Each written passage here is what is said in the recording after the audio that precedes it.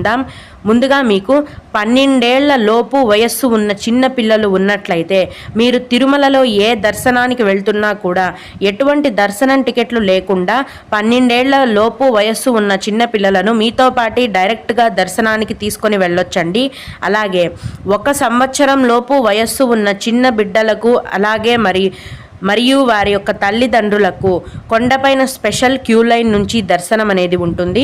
సంవత్సరం లోపు వయస్సు ఉన్న చిన్న పిల్లలు అలాగే వారి తల్లిదండ్రులకు సుపదం క్యూ లైన్ నుంచి దర్శనం అనేది ఉంటుందండి. అక్కడికి ఏ డాక్యుమెంట్స్తో వెళ్ళాలంటే మీ బిడ్డ యొక్క బర్త్ సర్టిఫికేట్ కానీ, అది లేకుంటే మీ బిడ్డ పుట్టినరోజు డెలివరీ డే హాస్పిటల్ రిసిప్ట్స్ కానీ ఉండాలి.